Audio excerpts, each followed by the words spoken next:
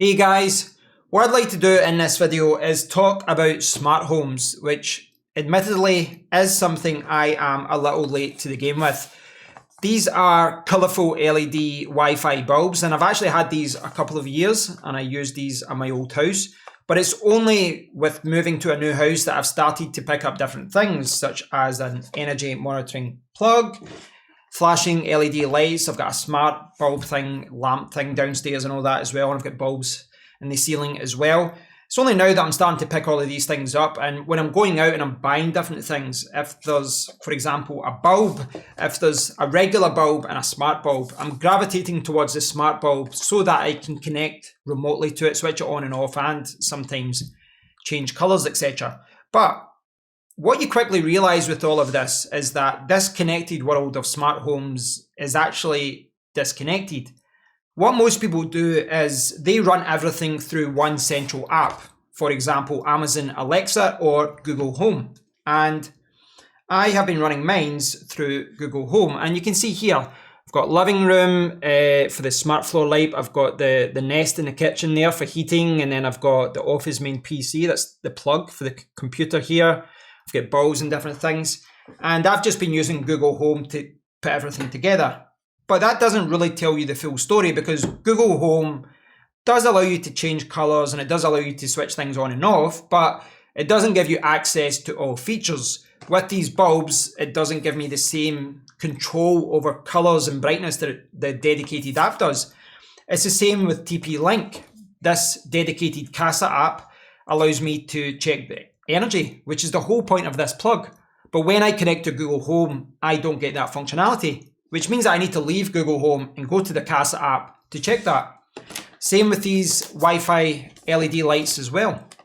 These can dance to music, and I mean, I'm not going to be using that anyway, but if I do want to use that feature, and it is a kind of feature that they promote on that box, I would have to go into dedicated app in order to set that up. And that's kind of the case with most of these things. And it is a problem because, I'm looking at Philips Hue bulbs, I'm looking at a few other smart devices, and at the moment I've already got about 3 or 4 different dedicated apps, but I'm going to have 6, 7, perhaps even 8 different apps at one point to control cameras and lighting and plugs and different things. Now, what a lot of people do is they will pick one company and they'll just put everything through that. And I can see the appeal for that. I mean, it kind of makes sense, and I can see why people do that. Like, they might go for TP-Link or Philips Hue or whatever, but it's not always ideal doing that. For me as well, why I don't want to go down that route is because it limits what you can buy. I like the idea of picking up some things that are cheap, picking up some things that are maybe a little bit more niche and perhaps aren't being sold by someone else, something just strange but happens to be a smart device. And I like the idea of going between different devices as well for price and functionality. But the downside to that is you're going to have all these different apps. Now, the reason I've got this TP-Link extender here is because this is what I'm running all my smart devices through.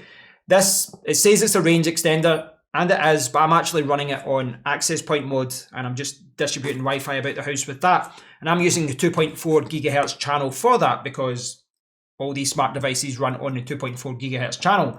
But the downside to smart homes is that a lot of these devices, and even from major companies, TP-Link and other major brands, once the product's actually sold, they don't really get any firmware, software updates, if ever, which means that they are a major security hole with your house. So what I've done is, I've bought this because of the range and the bandwidth, etc., but also because it means I can run this separately from my main Wi-Fi channel, which means that if someone did, gain access to the LED lights, they don't gain access to everything else in the house. These are all things that you need to worry about: firmware and dedicated apps, and being disconnected and a little bit kind of all over the place when you buy all these smart home devices. But the other thing you need to think about is support. And I'm seeing stories about this all the time. This was in the news the last week or so about Google discontinuing its Google Nest secure alarm system. And they've kind of retracted it a little bit and said, no, we're still going to support everyone. Don't worry, we're not dropping it. Google have got an extremely bad track record with launching products and then just kind of forgetting about them and not supporting them anymore. So I mean, that's a concern for something like that because of how expensive it is and how integrated it is into your house.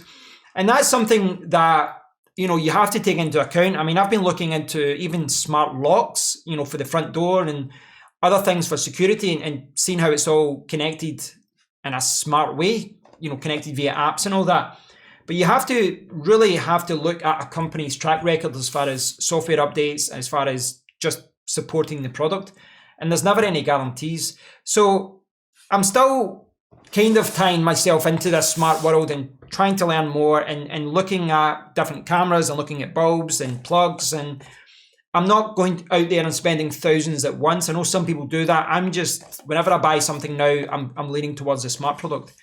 But it is evident to me that this connected world is not really connected, because you do have to use so many different apps, or you have to limit yourself to one company, and that limits what products you can have. And sometimes it means you have to pay through the nose for other products as well. I've seen a lot of people doing that though, just picking one product range and just running with that. But I'd like to hear your thoughts on this, guys. As I said, I am admittedly behind the game with all of this, so I'd love to hear your thoughts on all of this. Do you have a connected home? Do you have a smart home? Do you have smart bulbs, smart plugs, smart everything? Do you have that? Let me know your thoughts on all of this, and let me know the brands that you are using, whether you're using Google Home, Alexa, etc. I'm still learning about all of this, so it'll be interesting to see what all of you say. But thanks for watching, guys. I hope you've enjoyed this video, and I'll speak to you all in the next one. Take care.